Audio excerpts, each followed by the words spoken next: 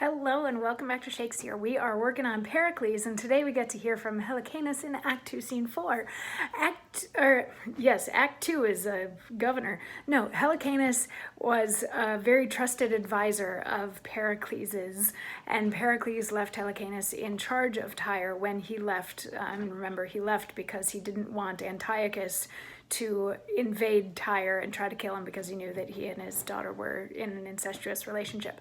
So with all the things that have been happening, Pericles left Tyre and ended up in Tarsus, and then left Tarsus and ended up in Pentapolis, where he just recently won like a jousting tournament or some sort of tournament where technically he should probably win Tessa's hand, Tessa being the daughter of King Simonides.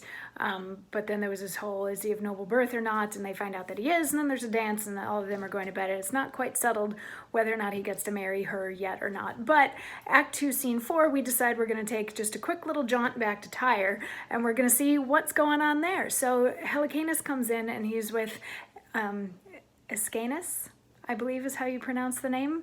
That's how it also scans nicely. No, Helicanus, no, this is me. Yeah. Escanes? Maybe it's Escanes. No, but that makes it a short line. Anyway, see, even I'm still working on my scansion. So anyway, he comes in with the guy who's like his number 2.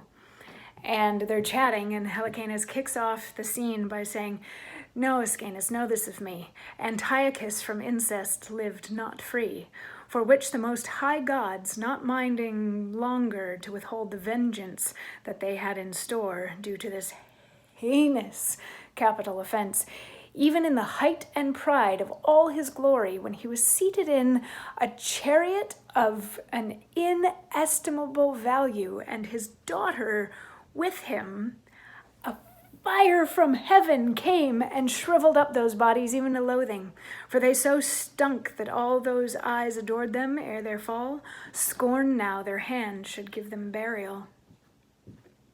So Antiochus and his daughter were struck by lightning while riding in a chariot. That's a way to go. You see those pie charts that are like Shakespearean deaths and how many people get stabbed and how many people get like poisoned in the ear and stuff like that? Here's 2 people got struck by lightning while riding in a chariot. So this is the important bit of information that we get from this very exposition-based little monologue.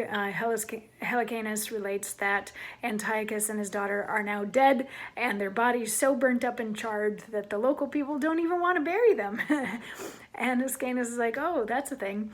And then a few lords come in, and they come up to confront Helicanus. Remember, Helicanus is in charge of Tyre at this point. He was left in charge when Pericles left. They come up and they're like, "We have beef." And he's like, what possible beef could you have? And they're like, "Well, we haven't heard from Pericles in a really long time. So we either want to know where he is, or if he's dead, like we think that he actually is, then we want you to be the king, because that makes sense. We're liking the way that you're governing. So why don't you just take it and let that be your job instead of us having this sort of absentee leader who we never hear from?" And Helicanus has a rebuttal for that we will hear tomorrow. So I will see you here then for that, and I will see you in just a couple of days for the 1000th episode and the special bonus video that I'm putting together for you, which I hope you'll enjoy because I had fun making it. Anyway, I will see you tomorrow for more. Mwah.